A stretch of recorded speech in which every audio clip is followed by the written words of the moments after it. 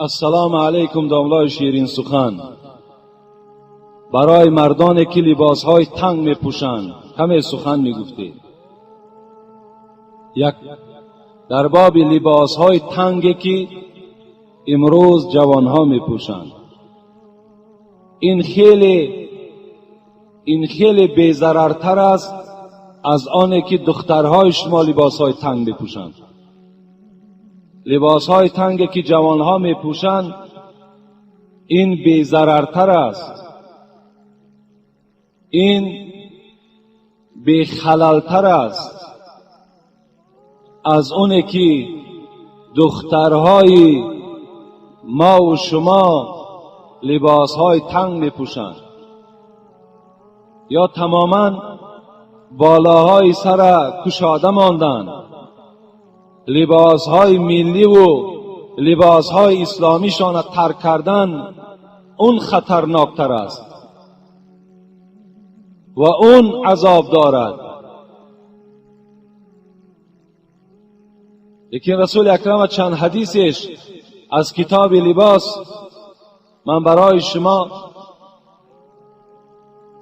الحال میگویم که اولا همه شما بدانید که لباس خودش یک نعمت است. و لباس چی است؟ لباس، مقصد لباس این است که هم انسان باید برای عورتش یعنی ستر کردنش است و دوم اهمیت لباس همین است که حسن انسان چکار میکند؟ میبرارد.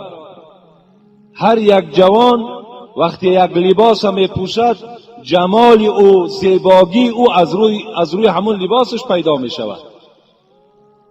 از این خاطر باید لباس های خوب پوشیم.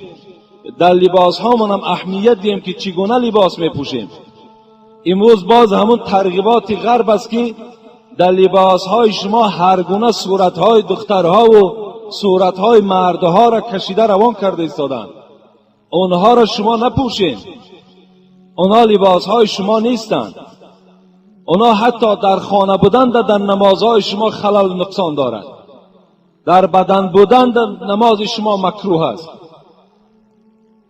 چه زیرپوش شما باشد چه از بالا باشد، هیچگاه همین لباسهای صورتدار را در دست نگیرید.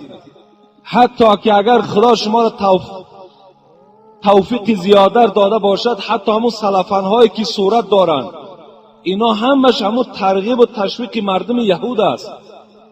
این برای بیدین کردن ما، ضعیف کردن ایمان ما و شما این صورتهای لچ روان میکنن که نگاه کنن و اونها مثل یک چگونه که یک دارو را و یک لباس در تلویزیونها رکلام میکنن که مردم همون دیده و هوس میخورد.